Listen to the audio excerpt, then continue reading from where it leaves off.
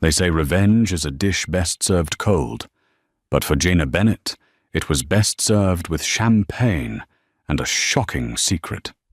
When her ex-mother-in-law, the Ice Queen Victoria Sterling, sent her an invitation to her ex-husband's wedding, Victoria thought it was the ultimate power move. She wanted Jaina there to watch him marry a 24-year-old heiress. She wanted to see Jaina broken, but Victoria made a fatal miscalculation. She didn't know that when she kicked Jaina out of the family 5 years ago, she didn't leave alone. Today, Jaina isn't just crashing a wedding. She is introducing the Sterlings to the 3 heirs they never knew existed. And trust me, the cake isn't the only thing getting cut today. The envelope was heavy. It was the kind of stationery that cost more than Gina's monthly rent. Thick, cream-colored cardstock with hand-pressed gold leaf edges. It smelled like them. It smelled like old money, arrogance, and Victoria Sterling's signature Chanel No. 5. Gina stood in the kitchen of her modest 2-bedroom apartment in Chicago, the hum of the refrigerator the only sound in the room. Her hands weren't shaking. She expected them to, but they weren't. She just stared at the calligraphy. Mr. Liam Sterling and Miss Jessica Calloway request the honor of your presence. Jessica, Gina whispered, testing the name. She was the one he'd cheated on her with, the daughter of a tech mogul, young, blonde, and uncomplicated. Everything Gina apparently wasn't. 5 years ago, she was Jaina Sterling. She was the dutiful wife trying desperately to navigate the shark tank that was the Sterling family dynasty. Liam was the golden boy, the CEO in waiting of Sterling Industries, and she was the scholarship student he'd met in college. The mistake. She remembered the night it ended, like it was burned into her retinas. It was raining, a cliché she knew, but the universe had a sick sense of humor. Victoria, her mother-in-law, had sat in the drawing room of their Hamptons estate, sipping tea, while Liam stood by the window, refusing to look at Jenna. "We offered you a settlement, Jenna," Victoria had said, her voice smooth as glass. "Take it. Sign the papers. Admitting you're infertile is nothing to be ashamed of, but Liam needs an heir. The Sterling legacy cannot die with you." That was the lie they told themselves. They had been trying for 2 years. No luck. The stress, the pressure, the cold hostility from Victoria, it had all taken a toll. But Liam didn't fight for her. When his mother handed Gina the prenuptial dissolution papers, he just swirled his scotch and stared at the rain. "It's for the best, Jaina," he had said. That was the last thing he ever said to her. She signed. She took the settlement, which was a pittance compared to their billions, but enough to start over. And she left. She drove her beat-up Honda out of those iron gates and never looked back. But the universe wasn't done with her. 2 weeks after the divorce was finalized, alone in a new apartment, fighting a flu that wouldn't go away, she took a test. Then she took 5 more. Positive. She went to the doctor, expecting a miracle. She got 3. Triplets, the sonographer had said, her eyes wide. Spontaneous triplets. It's incredibly rare. Gina remembered sitting in her car in the hospital parking lot, the ultrasound photo clutched in her hand. Her first instinct was to call Liam, to tell him they finally did it, to tell Victoria she was wrong. But then she remembered the coldness in his eyes. She remembered Jessica Calloway's giggling voice in the background of his calls those last few months. If she told them they wouldn't take her back, they would take the babies. Victoria Sterling would unleash an army of lawyers to prove Gina was unfit, to take custody of the heirs and banish her to the sidelines. So, she made a choice. She chose silence. Now, 5 years later, the invitation lay on her counter. Why invite her? Why now? She flipped the card over. On the back, In Victoria's distinct, sharp handwriting was a note. "Do come, Gina. It would mean so much to Liam to have your blessing. Let's show the world we can be civilized adults. Or are you still too fragile?" It was a dare. She wanted to rub Gina's nose in it. She wanted to parade Jessica, young, fertile, rich Jessica, in front of the barren ex-wife to show the high society circle that the Sterlings had upgraded. She wanted to humiliate Gina one last time to secure her narrative. "Mommy." Gina turned around. Standing in the doorway, rubbing sleep from his eyes, was Leo. Behind him, holding a stuffed dinosaur, was Sam, and peeking out from behind, Sam was Maya, her curly hair a chaotic halo, her triplets, her life. They had Liam's eyes, they had the Sterling jawline, but they had Gina's heart. "What's that?" Maya asked, pointing to the shiny envelope. Gina looked at the invitation, then at her beautiful, chaotic, secret children. A slow, dangerous smile spread across her face. Victoria wanted a show? She wanted to talk about heirs and legacy? "This," Gina said, crouching down to hug them, "is an invitation to a party. A very fancy party." "Can we come?" Sam asked, his eyes lighting up. She looked at the date. The wedding was in 2 weeks at the Sterling estate in Newport. "Yes," she whispered, feeling a fire ignite in her chest that had been dormant for 5 years. "You're the guests of honor." The Sterling estate in Newport, Rhode Island, was less of a house and more of a fortress disguised as a palace. It sat on a cliff overlooking the Atlantic, a sprawling expanse of white stone and manicured hedges. Gina had rented a large SUV for the occasion. They were parked just down the road, waiting for the right moment. "Remember what we practiced?" she asked, turning to look at the 3 of them in the back seat. Leo tugged at his tiny tuxedo bow tie. "Be polite, don't run." "And stick together," Sam added, looking dapper in his matching suit. Maya, wearing a dress of pale gold silk that Gina had commissioned specially for this day, nodded solemnly. "And smile like Grandma." Gina laughed. "No, smile like you're having fun. Leave the scary smiles to me." She checked her reflection in the rear-view mirror. She had spent a significant portion of her savings on this appearance. She wasn't wearing black. That would look like mourning. She wasn't wearing white. That would be desperate. She was wearing emerald green, a floor-length, backless satin gown that fit like a second skin. It was the color of money, the color of envy, and coincidentally, the color that made her eyes pop. Her hair, once kept in a modest bob Liam liked, was now long, honey-colored, and styled in loose, glamorous waves. She didn't look like the broken ex-wife. She looked like a woman who had won. "Okay," she breathed. "Let's go." They drove up to the main gate. Security was tight, as expected. A burly man with an earpiece stopped the car, holding a clipboard. "Name?" "Gina Bennett," she said, handing him the gilded invitation. "And guests?" He scanned the list, paused and looked at her. His eyebrows shot up. "Bennett?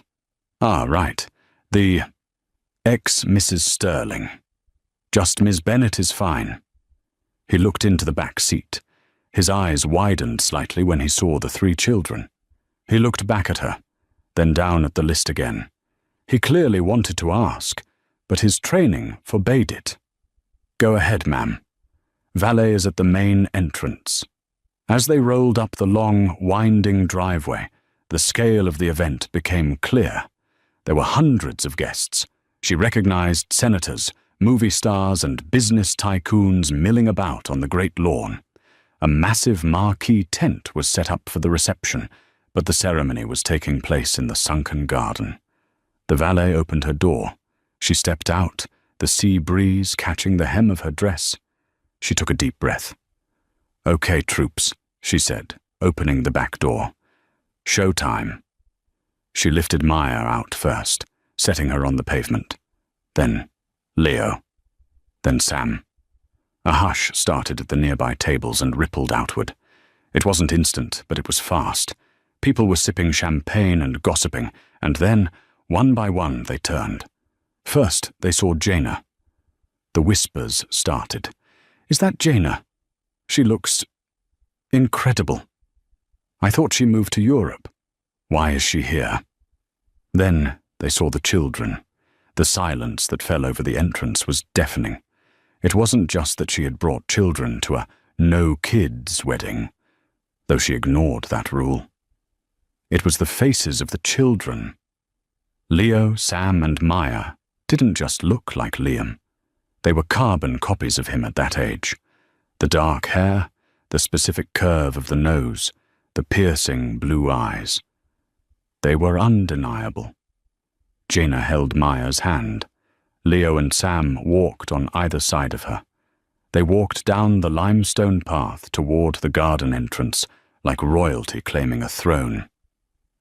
At the entrance to the seating area stood the welcoming committee. And there she was, Victoria Sterling. She was wearing a silver dress that cost more than a house, her posture rigid. She was laughing at something a bishop was saying, her back to Jaina. "Hello, Victoria," Jaina said, her voice projecting clearly over the quiet murmurs of the crowd. Victoria froze.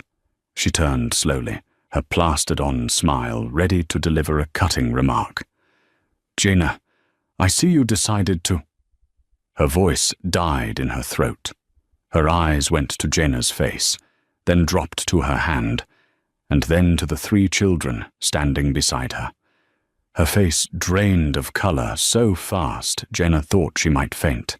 She clutched her pearl necklace, her mouth opening and closing like a fish. Standing next to her was Liam's father, Robert. He dropped his champagne flute. It shattered on the stone, the sound echoing like a gunshot in the silence. "Jaina!" Victoria gasped, her voice trembling with a mix of horror and fury. Who are these?" Jaina smiled, the same dangerous smile she had practiced in the mirror for 5 years. "You invited me, Victoria. You said it was important for the family to be together." She gently pushed Leo forward slightly. "So, I brought the family. Say hello to your grandmother, kids." "Hi, Grandma." The 3 of them chirped in unison, their voices innocent and sweet, slicing through the tension like a knife. The crowd erupted. The whispers turned into a roar. Phones were coming out. Victoria looked like she was having a stroke. She stepped forward, hissing under her breath. "Get them out of here. This is a wedding, not a daycare. Whose bastards are these?" Jaina didn't flinch. "Careful, Victoria. You know how much you care about pedigree." She looked her dead in the eye. "They aren't bastards. They were conceived 3 weeks before our divorce was finalized. Legally, they are Sterlings. Biologically, well." She looked past her, toward the altar where Liam was standing, joking with his best man, oblivious to the nuclear bomb that had just detonated at the entrance of his wedding. "I think they have their father's eyes, don't you?"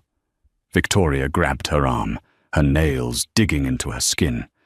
"You are lying. You are a liar and a fraud. You were barren. That was the whole point." "I was stressed," Jaina said, pulling her arm away. "And once I left this toxic house, nature took its course." "Security!" Victoria shrieked, losing her composure entirely. "Get her out, now!"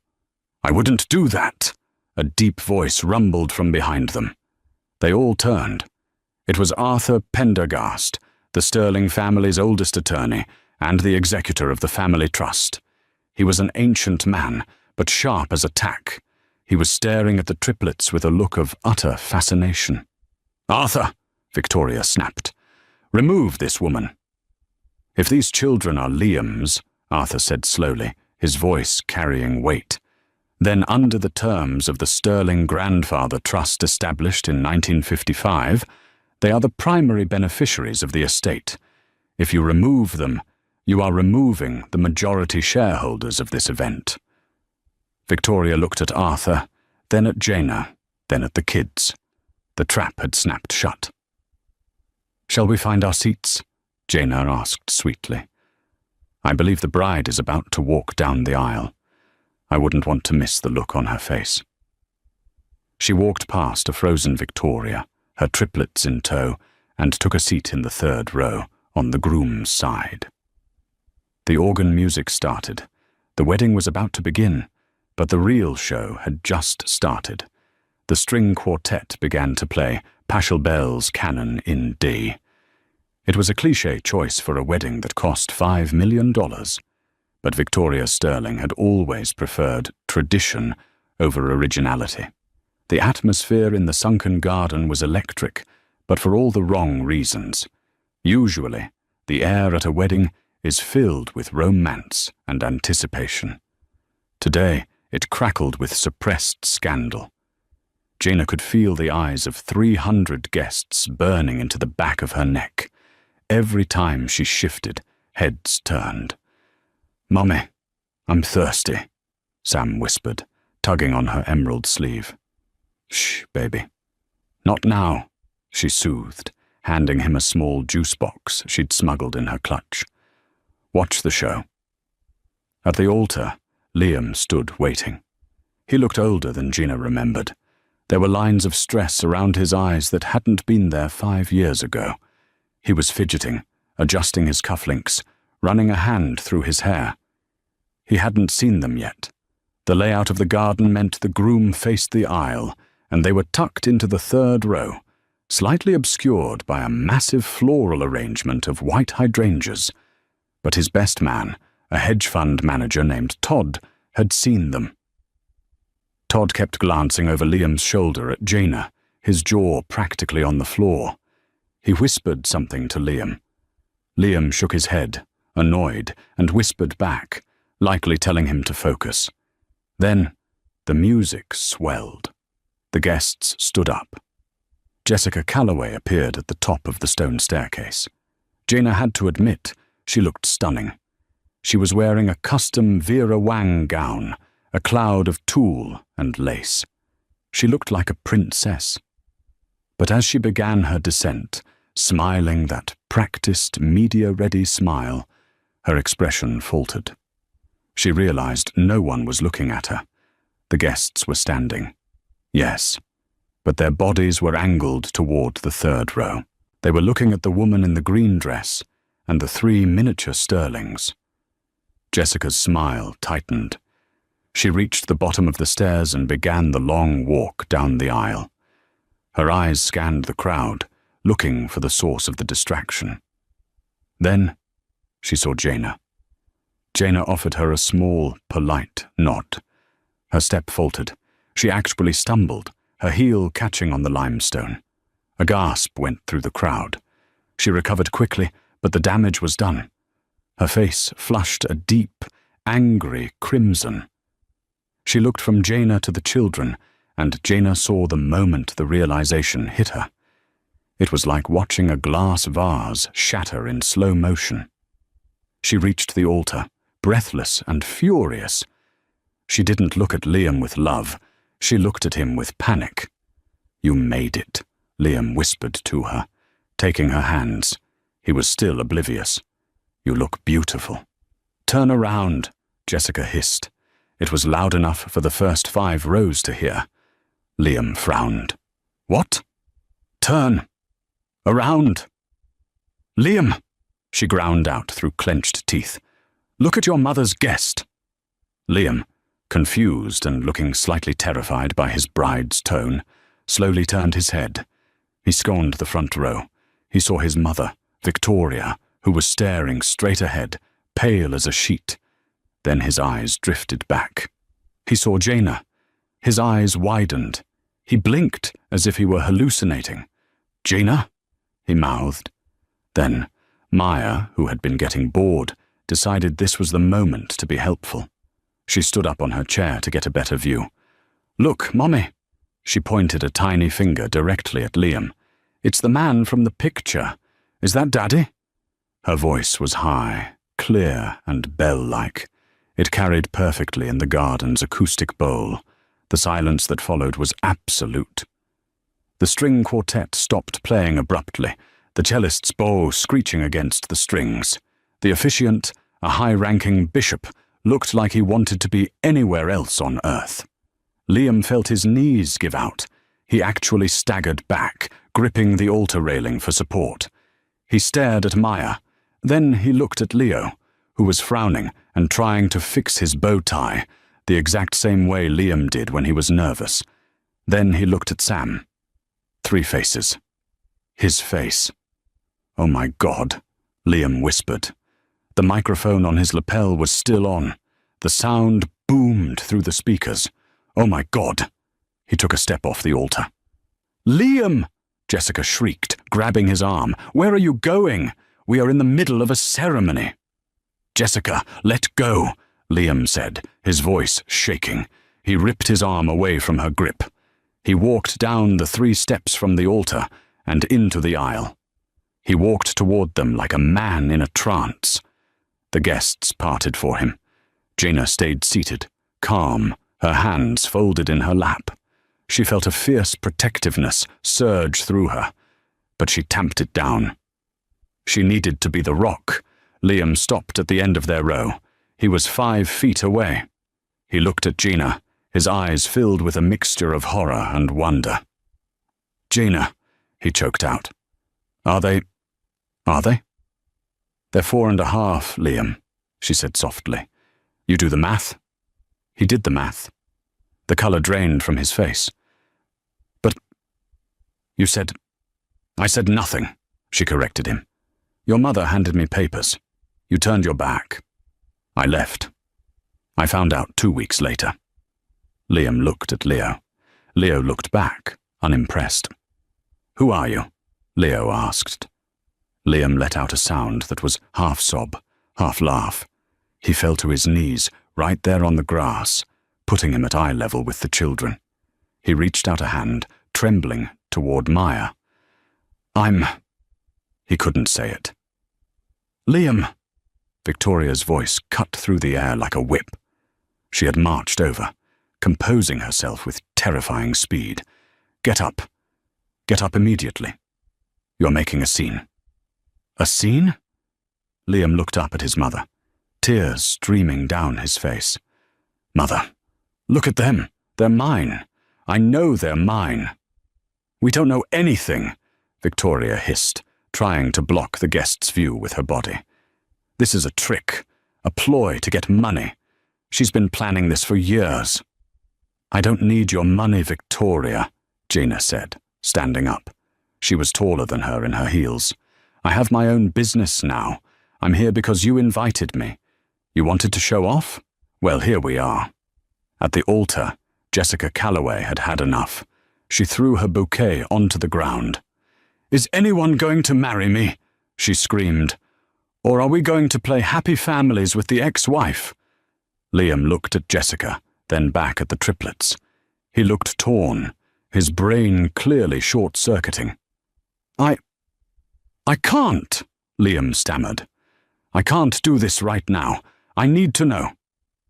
"If you walk away from this altar, Liam Sterling," Jessica threatened, her voice icy, "my father will pull the funding for the merger. You know that." It was the ultimate ultimatum. Love, or at least shock, versus money. The Sterling way. Liam stood up. He looked at Jessica. Then he looked at the children again. He looked at Jaina. "I need a paternity test," Liam said, his voice hardening. "Right now. Don't be ridiculous," Victoria snapped. "We have a reception to attend." "No!" Liam shouted, startling everyone. "No reception, no cake, no speeches until I know if I have 3 children. Mother, get the doctor. Get the legal team. We are going to the library." He looked at Jaina. "Jaina, bring them." Jaina smirked internally. The wedding wasn't just ruined, It was obliterated. "Come on, kids," she said brightly. "We're going to see the big house." The library of the Sterling estate was a room that smelled of old leather, cigars, and ruthless decisions. It was where Grandfather Sterling had built the empire and where Gina had signed her divorce papers. Now, it was a war zone. The guests had been ushered to the reception tent with open bars and nervous apologies, but the key players were locked in here. Gina, the kids, Liam, Victoria, a seething Jessica, still in her wedding dress. Jessica's father, Mr. Calloway, a man who looked like a bulldog chewing a wasp, and Arthur Pendergast, the lawyer. The triplets were sitting on a velvet sofa, happily eating cookies that a terrified maid had brought them. They were oblivious to the fact that they were currently dissolving $1 billion merger. "This is entrapment," Victoria paced the room, her silver dress swishing furiously. "She waited 5 years. 5 years, Liam. Why? To humiliate us." "I waited," Gina said calmly from the armchair where she was sipping sparkling water, "because you told me that if I ever tried to contact Liam, you would bury me in litigation. You told me I was unfit to carry the Sterling name. I didn't want my children raised by nannies and traumatized by your coldness, Victoria. I wanted them to be happy." "Happy?" Liam stared at her. He was pacing, unable to sit still. "You kept my children from me, Gina. That's not noble, that's cruel. You gave up on me." She shot back, her voice losing its cool edge for just a second. "You let them throw me out like garbage because you thought I was broken. You didn't deserve to know. Enough!" Mr. Calloway slammed his hand on the desk. "I don't care about your sob story. My daughter is out there looking like an idiot. Liam, are we getting married or not?" "Not until we verify this," Liam said, gesturing to the kids. "The doctor is on his way," Arthur Pendergast said from the corner. The old lawyer was the only one who looked amused. He was reviewing a file, the grandfather trust. "But frankly, Liam, I don't think you need a doctor. The boy, Leo, he has the Sterling hairline and the ear shape. It's a dominant trait in your family line going back 4 generations. "Shut up, Arthur," Victoria snapped it. "If they are his," Jessica said, her voice trembling, "what does that mean for us? For the prenup?" Arthur looked up over his spectacles. "Well, Miss Calloway, it changes things considerably. The prenuptial agreement was drafted based on Liam having no heirs. If he has 3 living heirs, the trust activates immediately. The majority of Liam's non-liquid assets, including his voting shares in Sterling Industries, would be placed in a protective trust for the children until they turn 25.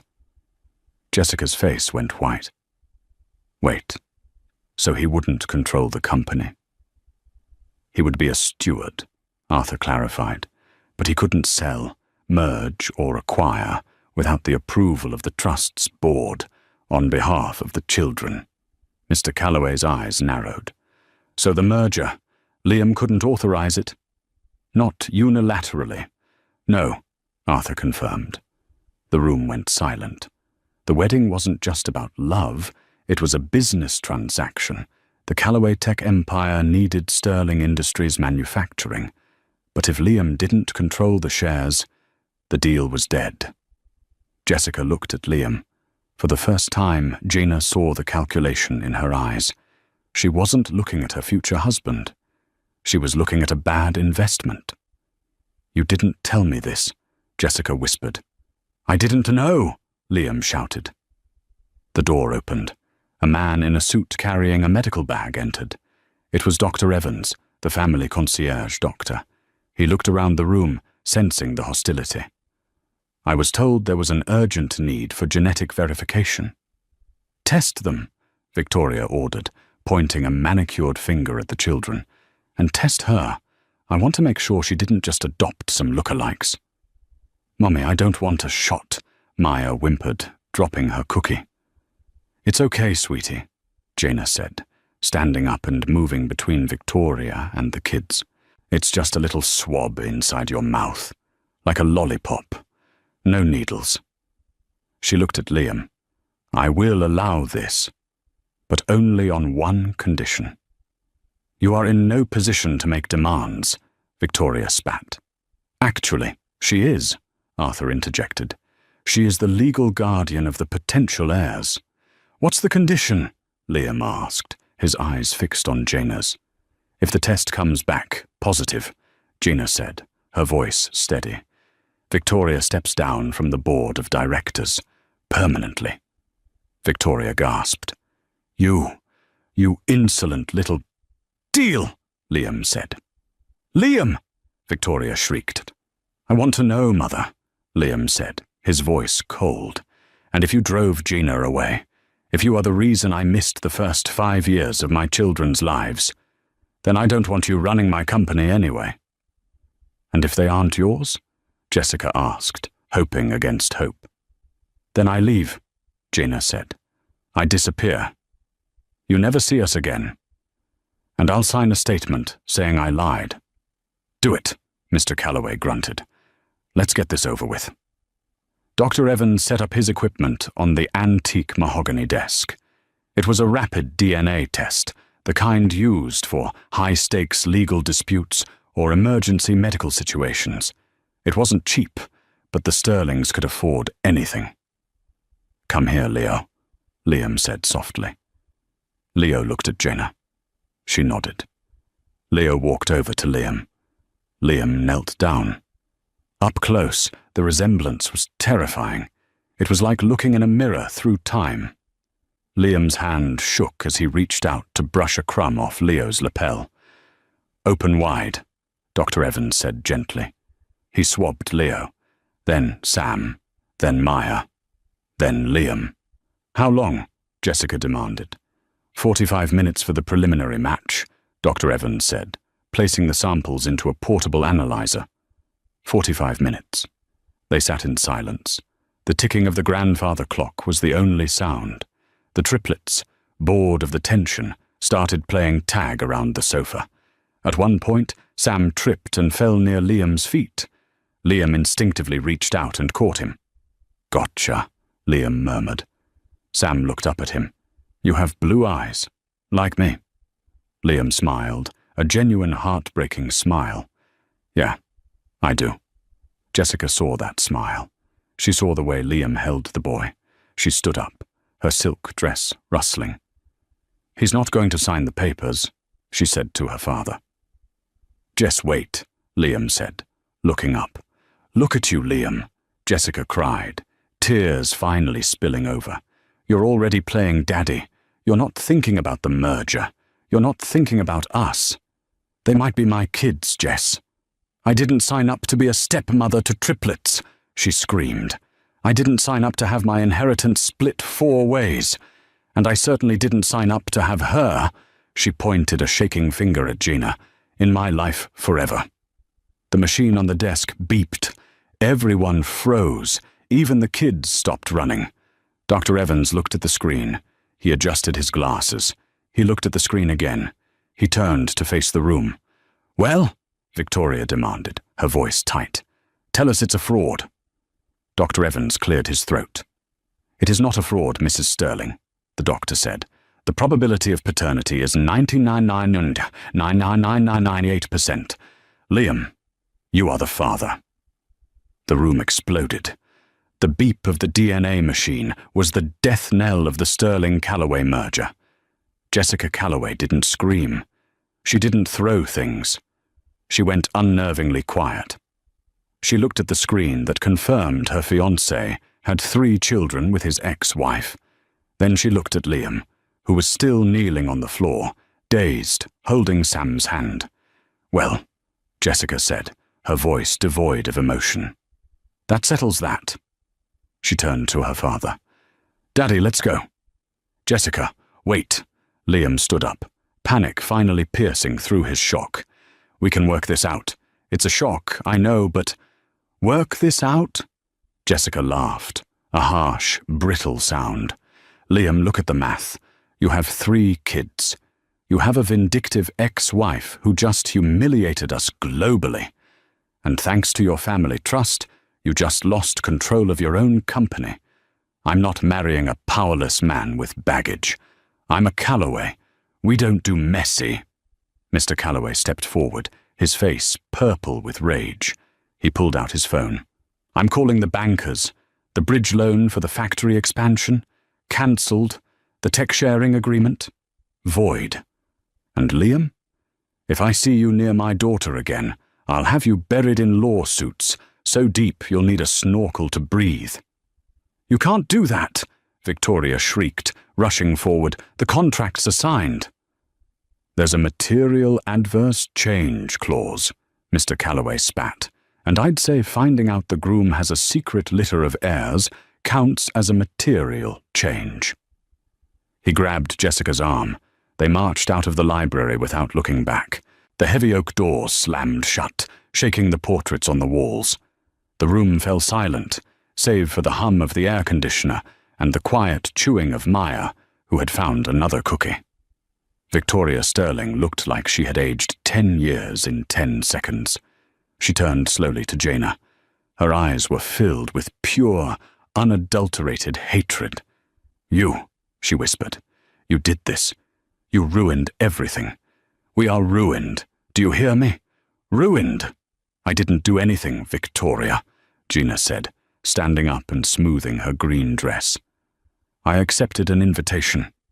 You're the one who played games with people's lives.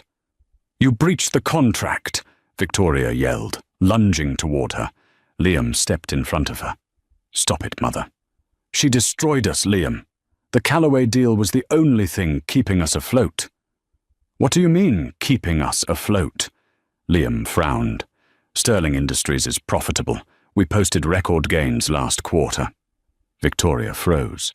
Her eyes darted to Arthur Pendergast, the lawyer. Actually, Arthur said, closing the file he was holding with a heavy thud, that's a discussion for the board meeting, which brings us to the wager. Arthur adjusted his glasses and looked at Victoria. The deal was clear. If the children are Liam's, you resign. I will have the papers drawn up by morning. I will not resign, Victoria hissed. It was a figure of speech. It was a verbal contract witnessed by the family attorney and the executor of the trust, Arthur said calmly. And frankly, Victoria, given the audit that is now automatically triggered by the activation of the heirs clause, resignation might be your best option. It looks better than termination. Victoria paled. She looked at Liam, pleading. Liam, tell him. Tell him I'm your mother. Liam looked at her. He looked at the woman who had manipulated his divorce, lied to him about Gina's settlement, and tried to deny his own children. You're my mother, Liam said quietly. But they are my children, and you tried to have them thrown out by security. He turned his back on her. Jaina, he said, facing her. He looked exhausted, broken, and hopeful all at once. Please, stay. We have so much to talk about. The guest house is empty. Let me get to know them. Jaina looked at her triplets. They were tired. This environment was toxic. The air in this house was heavy with greed and anger. No, Liam, she said firmly. But they're mine. They are, she agreed. But you are a stranger to them. And right now, you're a mess.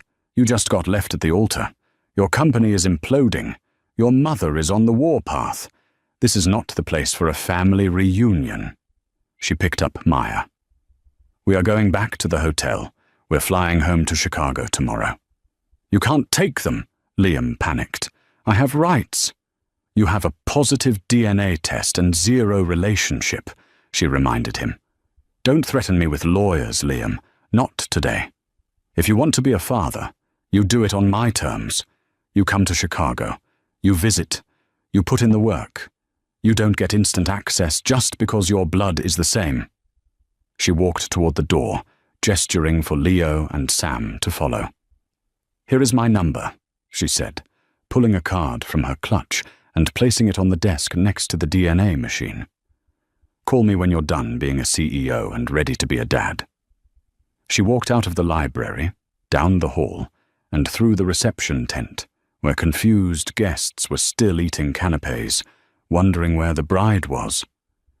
As they walked down the driveway to their rental car, Leo looked up at her. "Mommy, was that the fancy party?"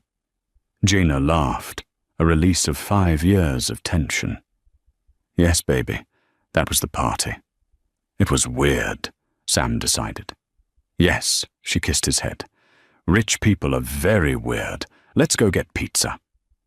3 days later, Gina was back in her Chicago apartment. The wedding of the century disaster was all over the news. Page 6 ran the headline, "Air Raising, Secret Triplets Crash Sterling Wedding." There were paparazzi photos of her in the green dress, looking defiant. There were photos of Jessica fleeing in her gown. It was a circus, but inside her apartment, it was quiet. She was folding laundry when the buzzer rang. She checked the monitor. It was Liam. He looked different. He wasn't wearing a tuxedo or a power suit. He was wearing jeans and a grey sweater. He looked like the college boy she had fallen in love with before the money and the pressure twisted him. She buzzed him up. When he walked in, he didn't look around the apartment with judgment. He just looked grateful to be there. He was holding 3 large gift boxes and a bouquet of lilies, her favorite. Not roses. Lilies. He remembered. "Hi," he said, his voice raspy. "Hi," she said, leaning against the doorframe. "You flew coach?" "I didn't have a choice," he gave a grim smile. "The corporate jet is grounded. Assets are frozen." "Come in." He walked in, placing the gifts on the table. The kids were at school. It was just them. "Coffee?" she asked. "Please." "Black." They sat at her small kitchen table. He wrapped his hands around the mug like it was a lifeline. "Arthur finished the preliminary audit yesterday," Liam began, staring into his coffee. "And?" "You saved me, Gina." She frowned. "What?" "If you hadn't come, if I had married Jessica, the merger would have gone through. The accounts would have been blended, and I would have gone to prison." He looked up, his eyes haunted. "My mother. She's been embezzling from the Sterling Trust for a decade. Gambling debts, bad real estate deals. She drained nearly $40 million. She was cooking the books." Gina gasped. $40 million.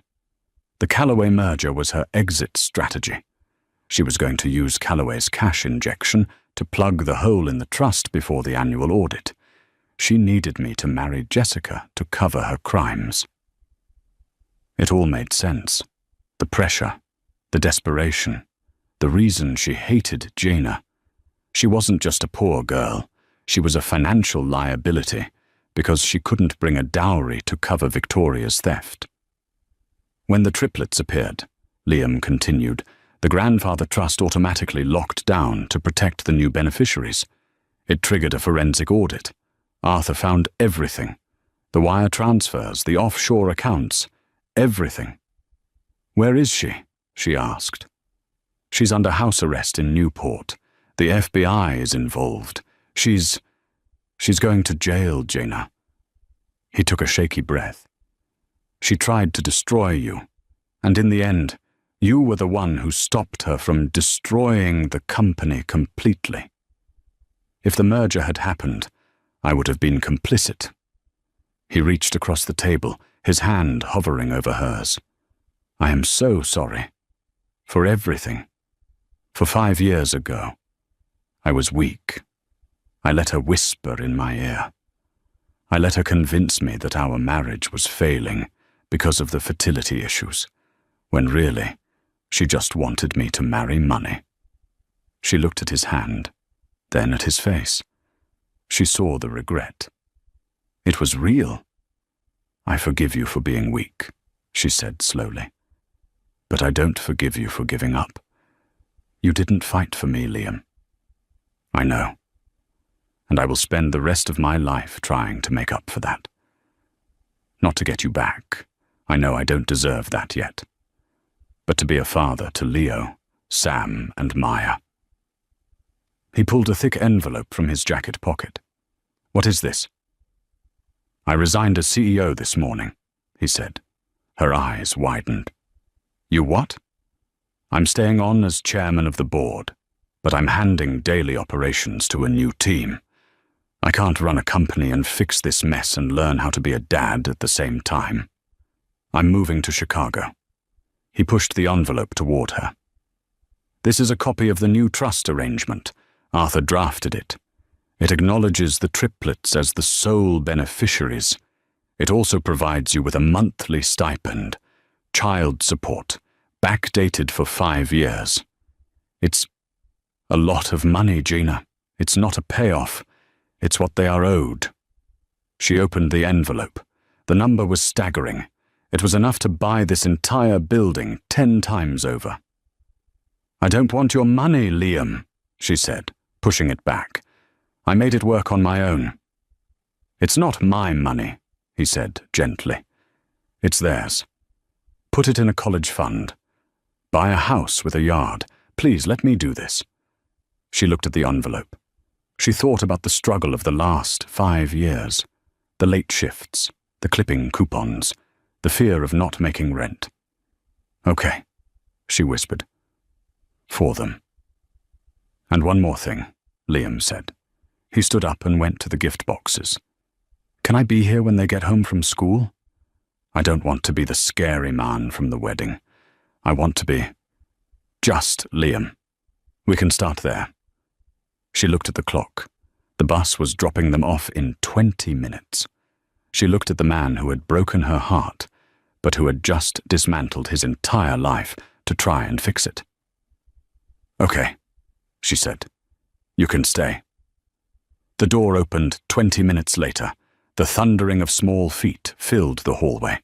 Mommy, we're home, Leo shouted. They burst into the kitchen, backpacks swinging. They stopped dead when they saw Liam sitting at the table. Maya hid behind Gina's leg. Sam frowned. Leo crossed his arms.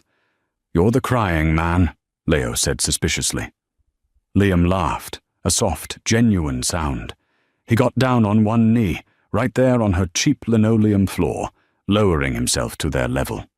I was crying because I was happy, Liam said.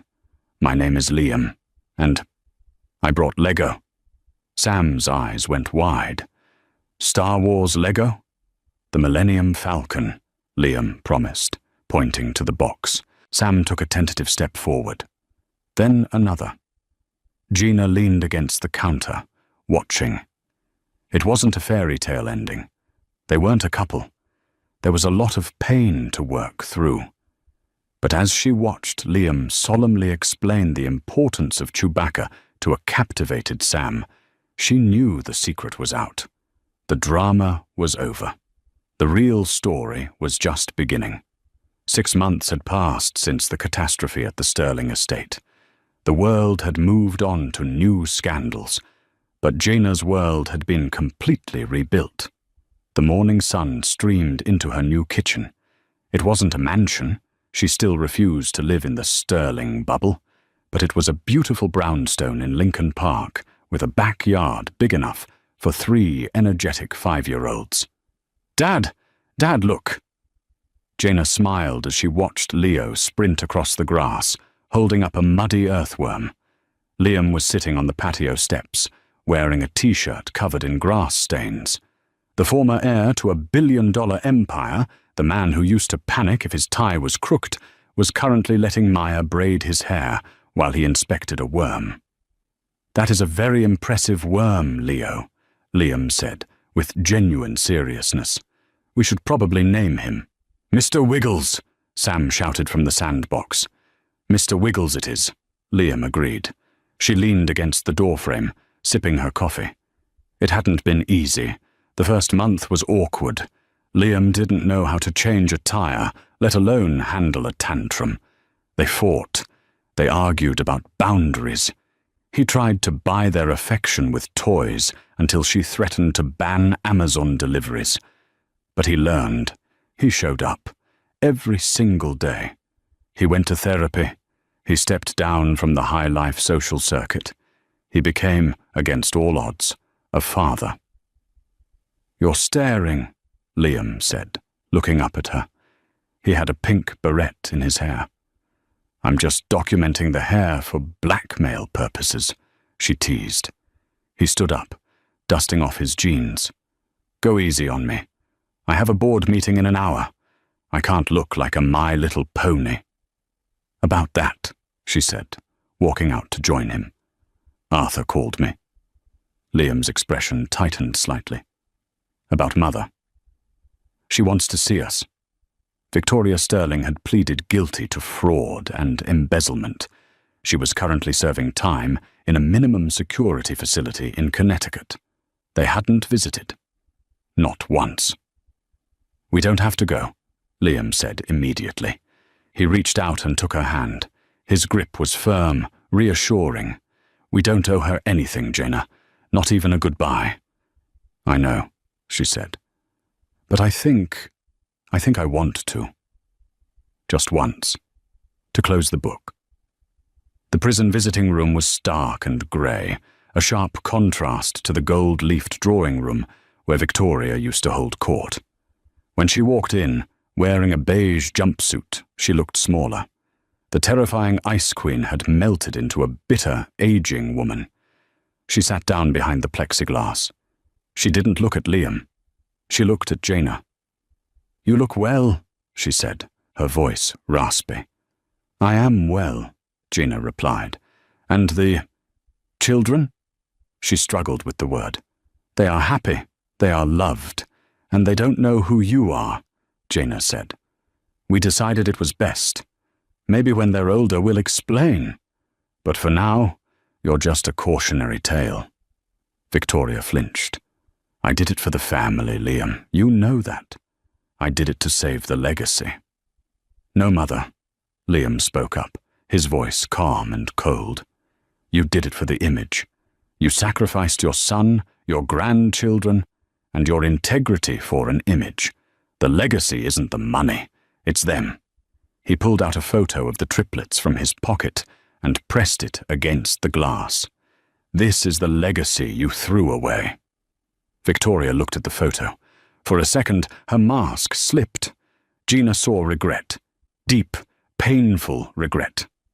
But then, the bitterness returned. "You'll fail," she sneered. "You're soft, Liam. You need a killer instinct to run Sterling Industries. Without me, the sharks will eat you alive." Liam smiled. It was the smile of a man who was finally free. "Actually, Mother, profits are up 12%. We pivoted. Jaina had a brilliant idea to shift our manufacturing to sustainable tech. The market loves it. It turns out, running a company with ethics is actually quite profitable." He stood up. "Goodbye, Victoria." "Liam, wait!" she cried out as he turned away. He didn't stop.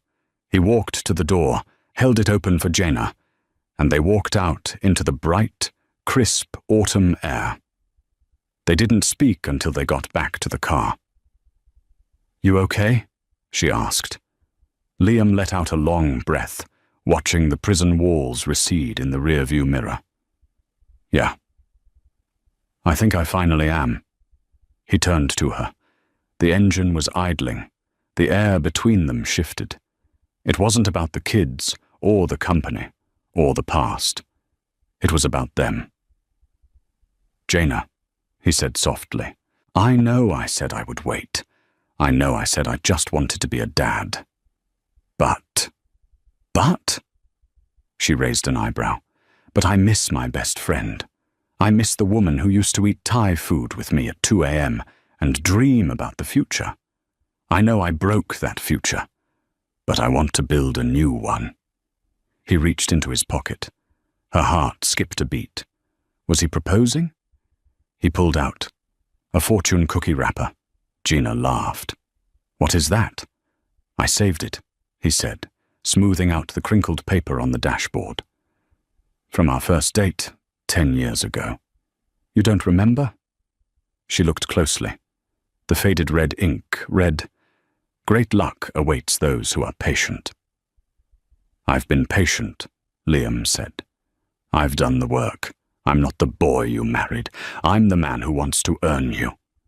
He looked at her with those intense blue eyes, the same eyes that Leo, Sam, and Maya looked at her with every day. "Dinner?" he asked. "Tonight. Just us. I got a babysitter. A highly background-checked, security-cleared babysitter." She looked at him. She thought about the pain, the betrayal, and the anger. But then she thought about the redemption. She thought about the way he looked at their children. She thought about the man who had just walked away from his mother to stand by her side. Forgiveness wasn't weakness. It was the ultimate power move. "Okay," she said, a smile spreading across her face. "But if you talk about the board meeting, I'm leaving." "Deal," he grinned. He leaned across the console and kissed her. It wasn't a desperate kiss or a hungry one. It was a promise. As they drove away, back toward the city, back toward their chaotic, beautiful, messy life, she realized something. Victoria wanted to humiliate her. She wanted to show the world Gina was nothing. Instead, she gave her everything. She gave her the fight. She gave her the children. And in the end, she gave her the version of Liam she never wanted her to have, the one who was truly a good man. Gina checked her reflection in the mirror. The emerald green dress was hanging in the back of her closet, wrapped in plastic. She didn't need it anymore. She didn't need armor. She had won. And that, ladies and gentlemen, is how Gina Bennett turned a nightmare wedding into a fairy tale ending. She didn't just get revenge, she got a whole new life. It just goes to show that sometimes the best way to handle your enemies isn't to fight them. It's to let them destroy themselves while you sit back and watch the show. What a journey. From the invitation in the mail to the showdown in the prison visitor room, Gina proved that dignity and truth always win in the end, eventually. Thank you so much for watching this story. I have to know, what would you have done in Gina's shoes? Would you have taken Liam back, or was that one betrayal too many? I'm really torn on this one. Let me know your honest thoughts in the comments below. If you enjoyed this story, please do me a huge favor and hit that like button. It really helps the channel grow so I can bring you more crazy stories like this one. And if you haven't already, make sure to subscribe and turn on notifications so you're the first to know when the next drama drops. I'll see you in the next video. Bye.